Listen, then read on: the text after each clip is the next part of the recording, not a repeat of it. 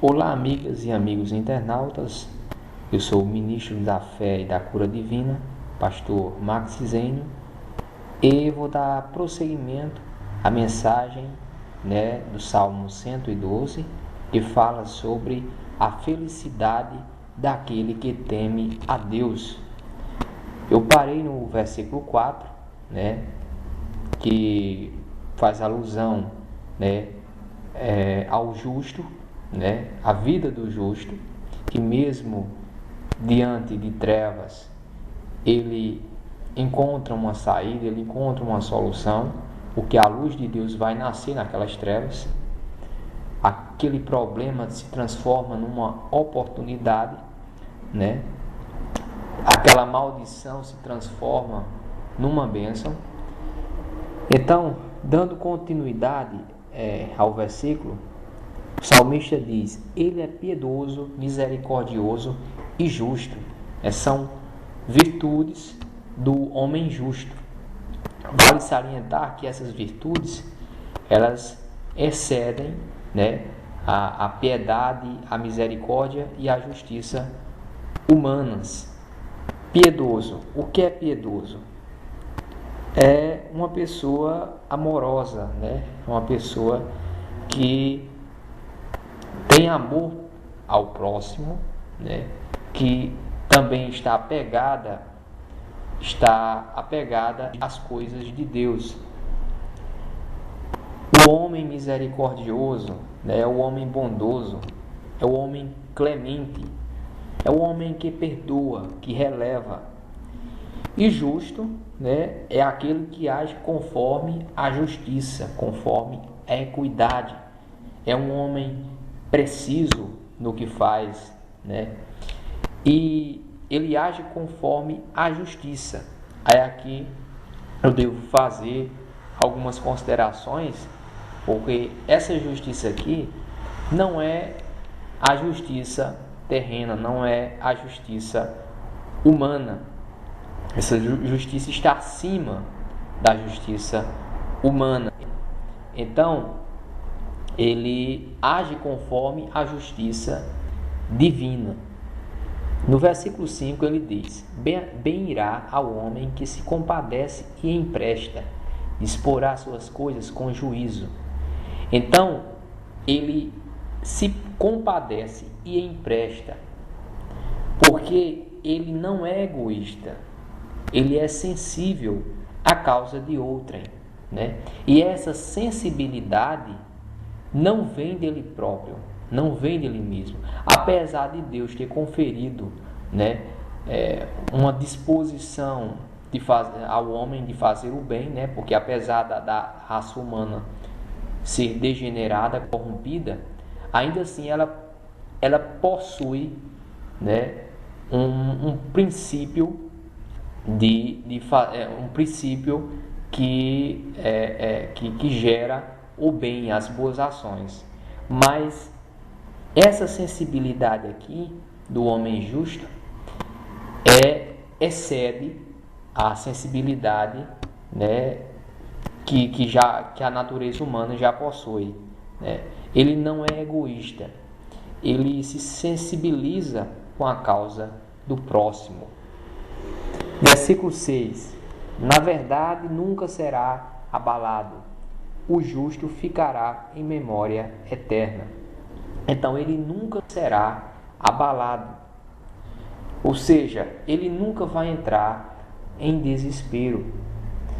Ele passa pelos problemas com uma perspectiva diferente, com um comportamento, um posicionamento diferente, do padrão da sociedade, do padrão da humanidade. Situações que levariam a maioria das pessoas ao desespero, não pode levar o homem justo, porque o homem justo não será abalado, ele não vai se desesperar, apesar das forças negativas, das circunstâncias impulsionar a sua natureza impulsionarem a sua natureza humana ao desespero, ele permanece inabalável, né? E continuando o versículo, o justo ficará em memória eterna. O que isso quer dizer? Quer dizer que o justo tem um legado. Ele vai deixar esse legado, né? E ele será sempre lembrado. A memória é eterna. Ele será sempre lembrado aqui na terra, mas também pela eternidade, né? Ou seja, uma vez a pessoa se apropriando do reino de Deus pela fé, ela passa a ter bênçãos, memória eternas, né? Vida eterna, ou seja, esses benefícios começaram a partir daquele momento que a pessoa passou a acreditar, ou melhor, a se apropriar do reino de Deus através da fé. E nunca mais aqueles benefícios vão se acabar, porque são eternos. No caso dos apóstolos, os benefícios foram eternos. A memória foi eternizada, porque até hoje nós lembramos da história de muitos apóstolos, né? E também dos homens de Deus do Velho Testamento, como Abraão, Isaac, Jacó, Moisés, Josué, Sansão, Samuel, Davi, Salomão, né? Os profetas, Isaías. Então, Jeremias também, né? No Novo Testamento nós temos os apóstolos, né? Os 12 apóstolos. Nós temos também o apóstolo Paulo. Então, esses homens, eles triunfaram, né? E as bênçãos que Deus conferiu às suas vidas não se limitaram apenas à existência terrena, né? Eles alcançaram glória eterna, e essa fé que eles nutriram, né? Esse reino divino que preponderou, né? Que tomou de conta da vida deles, acabou os distinguindo, né?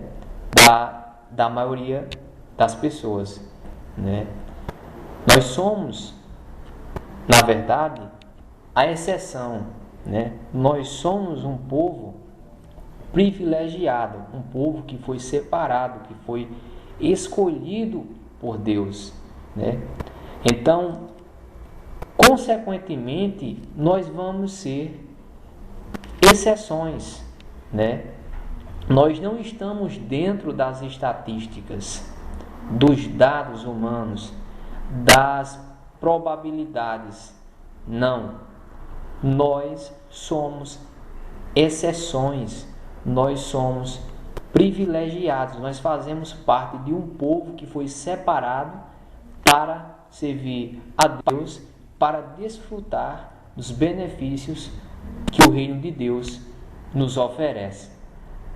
Então nós nunca devemos pensar que, pelo fato de estarmos passando por aquela situação na qual muitos passaram e tiveram um resultado negativo, e tiveram um resultado ruim, nós não podemos achar que aquele mal, que aquele problema, que aquela situação também vai gerar o mesmo mal que gerou na vida de outras pessoas que passaram por aquilo. Nós não podemos pensar dessa forma. Nós temos que pensar que aquele problema, né, pode acontecer de qualquer pessoa. Nós estamos susceptíveis também a passar por problemas, mas aquele problema representa uma oportunidade de glorificar o nome de Jesus Cristo. Aquela maldição pode ser transformada em uma bênção, né? E pode gerar confusão né, na vida dos incrédulos, porque os incrédulos estavam convictos, baseados nas suas experiências de vida, né, nas estatísticas, estavam convencidos de que o resultado seria aquele, né, diferente do que o justo, do que o redimido alcançou, né? Então acaba criando confusão e muitas vezes as pessoas não entendem o porquê, né? O porquê dessa diferença, né? E não dão crédito à palavra de Deus, à fé, né? E acabam perdendo as bênçãos que o Senhor proporciona através da fé sobrenatural. Então, o justo ficará em memória eterna. Nós, repetindo, o justo, que é o pecador redimido, ficará em memória eterna. O nosso nome será lembrado eternamente, né? Essa é a promessa. Versículo 7. Não temerá maus rumores. O seu coração está firme, confiando no Senhor. Então, ele não temerá aos maus rumores, ou seja, aos burburinhos, às más notícias. Ele reage de forma diferente, ele tem um comportamento diferente diante das más notícias, porque ele não vai temer, ele sabe que o Deus dele é poderoso, né, para lhe proteger, para lhe abençoar, e que ainda que o problema se mostre insolúvel, né, e domine momentaneamente a vida do justo, o justo ele permanece confiando, permanece na fé, permanece firme, ou seja, seguro, decidido, resoluto, de que Deus vai mostrar uma solução e que Deus sempre será glorificado na vida do justo, na vida dele, né? Que a fé sempre vai trazer um resultado positivo, quando muitos pensarem que aquilo vai trazer uma derrota definitiva. Na verdade, a situação vai tomar rumos diferentes e vai se transformar numa bênção, numa oportunidade de manifestar a glória de Deus, o nome de Jesus Cristo. O versículo 8, continuando aqui com a leitura, o versículo 8 diz o seguinte: o seu coração bem firmado não temerá, até que ele veja cumprido o seu desejo sobre os seus inimigos. Ou seja, o justo, ele observa a vida, as coisas, a partir de uma perspectiva espiritual. Ele não observa as coisas, ele não faz análises de acordo com o conhecimento humano, mas ele faz análises de acordo com a palavra de Deus, de acordo com a fé, o dom sobrenatural, de acordo com o dom sobrenatural da fé, né? Então, ele não vê na perspectiva humana, ele analisa sob a perspectiva sobrenatural, divina, sobre-humana, né? O seu coração bem firmado não temerá, até que ele veja cumprido o seu desejo sobre os seus inimigos. Ou seja, ele é um lutador, é um guerreiro, é um campeão, é uma pessoa que está à disposição do reino de Deus e está pronto a desbravar, né, os territórios de Satanás né? E a resgatar pessoas que estão oprimidas pelo reino das trevas, né? Ou seja, o diabo ele tem um território, né? Ele é Deus, ele governa um território, usando uma linguagem metafórica, né? Ou seja, ele governa a vida de muitas pessoas. O reino de Deus governa a vida de outras pessoas, né? E esses dois reinos estão em conflito. E o justo, o homem, o pecador redimido, né, que passou por uma transformação espiritual, um novo nascimento, uma renovação de sua consciência, né, e passou a adotar a doutrina divina, a doutrina de Jesus Cristo, ele tem o desejo de ver o território de Satanás sendo destruído, de ver o poder maligno sendo desbaratado. Então, ele permanece firme diante dos obstáculos, diante dos problemas, né? Ele permanece firme na fé também, sabendo que o reino de Deus vai triunfar sempre, né? E ele vai desbravar o reino das trevas, né? Porque ele não descansa até que veja o seu desejo cumprido sobre os seus inimigos, né? Porque ele sabe que há uma grande diferença. Há uma grande diferença entre o justo e o injusto, né? O justo está sobre a graça de Deus, está sobre o domínio do poder de Deus, que é justamente o pecador redimido, que através da fé em Jesus Cristo adentrou no reino de Deus, né?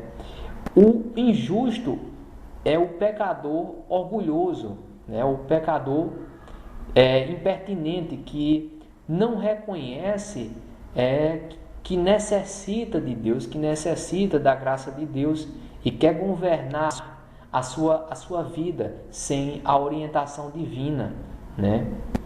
Então, há uma diferença enorme, né?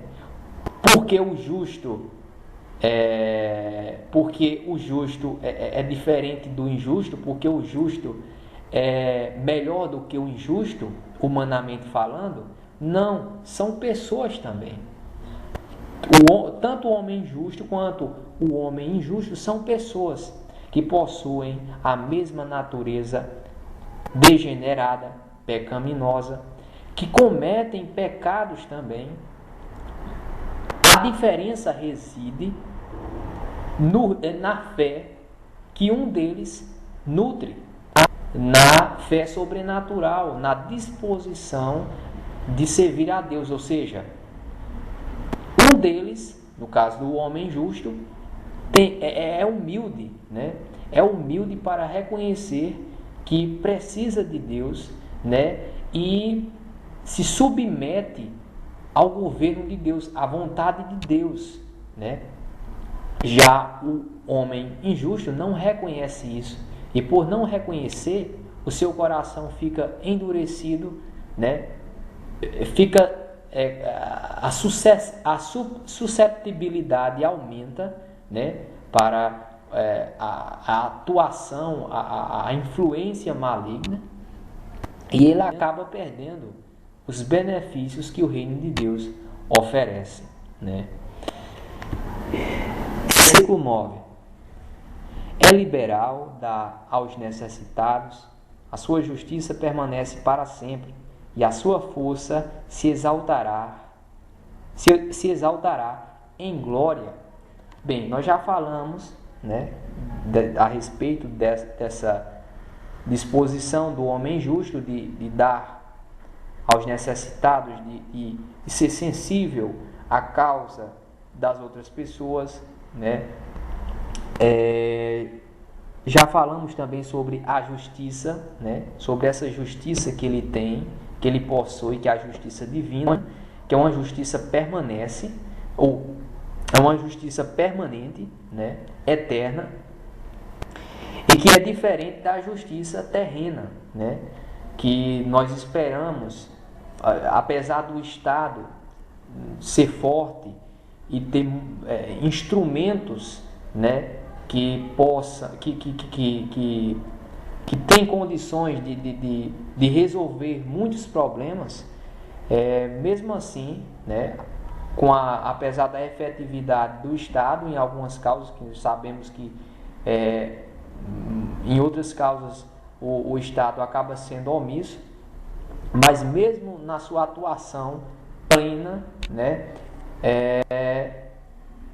ele não consegue promover a justiça de fato, né, a justiça que atenda, né, todas as esferas, né, que alcance todas as esferas de cada caso. A justiça divina é diferente, porque Deus ele é onipresente, ele está presente em todos os locais, ou seja, ele é onisciente também, ele vê todas as coisas, ele sabe de tudo, e onipotente, ele tem poder para qualquer coisa. Ou seja, Deus é ilimitado. Essas qualidades são chamadas de atributos, dos atributos divinos, incomunicáveis de Deus, né? Então, só Deus possui esses atributos. Então, ele pode resolver qualquer problema, né? E dar soluções plenas, cabais, né? Para qualquer problema. A sua justiça é superior à justiça humana. E, continuando o versículo, ele diz: e a sua força se exaltará em glória. A força do justo se exaltará em glória.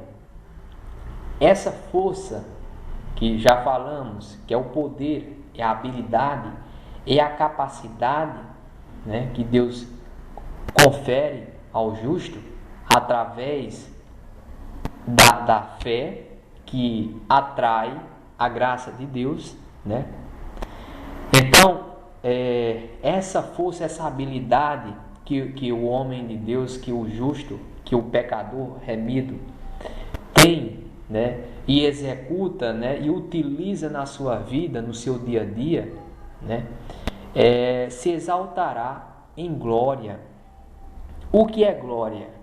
Glória é a fama obtida por ações extraordinárias.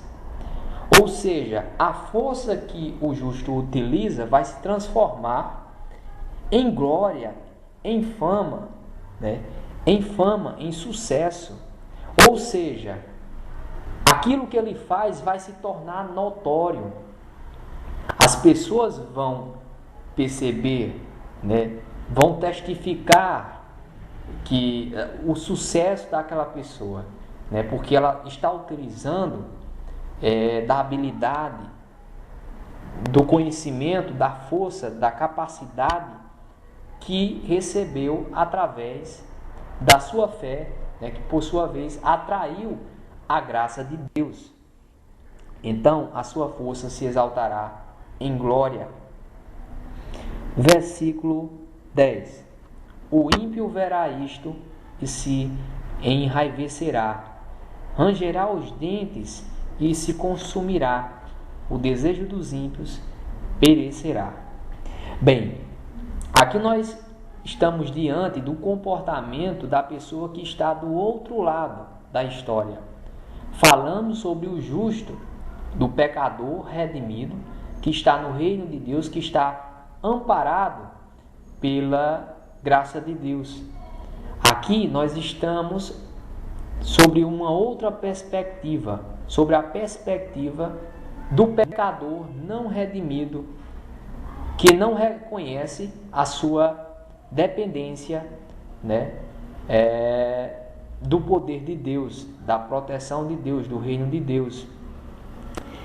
Então, essa pessoa que está do outro lado, que está tomada pelo poder maligno, pelo poder das trevas, ela vai ter uma disposição diferente, né? E aqui se fala da disposição que ela tem ao ver o sucesso do justo, da pessoa que está do outro lado, no lado do reino de Deus, no lado da fé, no lado da humildade. E ela vê aquilo e se enraivece, né? Se consume. O que é enraivecer-se? É se encher de raiva, é irar-se. Muito provavelmente porque a pessoa se esforçou muito, né? Utilizou todos os seus recursos, mas não foram suficientes para alcançar aquilo que ela queria, para se realizar na vida, né? Ser uma pessoa realizada. E acaba que a pessoa começa a se enraivecer, porque provavelmente a pessoa fica pensando, mas como pode? Eu utilizei todos os meus recursos, eu me esforcei, eu fiz de tudo, e aquela pessoa alcançou muito mais do que aquilo que ela esperava. Ela se esforçou menos, ela utilizou poucos recursos. Eu tinha muito mais pessoas do meu lado para me ajudar, ela não tinha ninguém. Então, ela começa a ver sobre a perspectiva humana, sobre a visão humana. Ela não consegue perceber que o sucesso, o progresso daquela pessoa não veio daquela pessoa, mas veio da graça de Deus. Porque aquela pessoa acreditou, aquela pessoa teve fé e teve humildade de reconhecer a sua dependência de Deus, né, por Deus. Então, ela se enraivece, ela se ira, né, e rangerá os seus dentes e se consumirá. Se consumirá, ou seja, ela vai se destruir pelo fogo, né? Aqueles sentimentos malignos vão consumi-la a ponto da pessoa ficar improdutiva e vai passar a noite e o dia pensando numa forma de derrubar a outra pessoa, porque a pessoa está tomada por forças malignas, né? O que é consumir? Consumir é apoquentar-se, né? É apoquentar-se. A pessoa está tomada pela influência de Satanás, pela influência do reino das trevas. O salmista continua dizendo: o desejo dos ímpios perecerá. Ou seja, essa inveja, essa mágoa, esse rancor, esse desejo, né, de vingança, essa coisa ruim que tomou de conta da pessoa, né, e que faz a pessoa até mesmo lutar contra Deus, porque quando ela faz isso, ela não está, na verdade, lutando contra o justo, contra a pessoa de fé, ela está lutando contra o Senhor daquela pessoa, né? Contra o Senhor daquela pessoa. É como naquelas relações feudo-vassálicas, né? O vassalo faz um juramento de fidelidade para o suzerano, né? Para o seu senhor, e em troca o suzerano ia dar proteção ao vassalo, né? Então, quando alguma coisa ocorria na vida algum inimigo, alguma ameaça se apresentava à vida do vassalo, o suzerano, que era senhor de muitos vassalos, né, tomava as dores do vassalo e lhe oferecia proteção contra aquelas ameaças, contra aqueles inimigos. Então, consequentemente, né, aliás, analogamente, ocorre assim no reino espiritual, né? Quando uma pessoa se volta contra um cristão, contra uma pessoa que não está oferecendo mal a ninguém, está ali focada no seu desejo de crescer, de evoluir e de servir a Jesus Cristo, né? Na verdade, a pessoa que está tomada pela força maligna, que está cega pelo poder das trevas, ela vai lutar contra Deus, contra o Senhor do justo. Então, por isso que o seu desejo perecerá.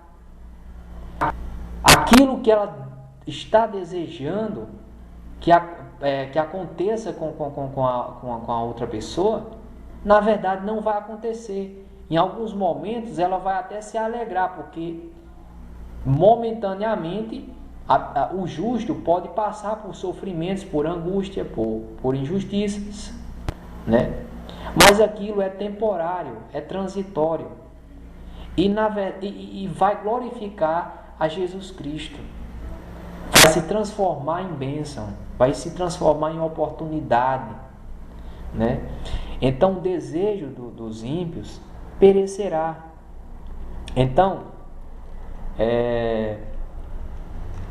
caros amigos, nós que somos justos em Jesus Cristo, nós que somos pecadores redimidos, nós temos, né, a proteção de Deus, nós temos os benefícios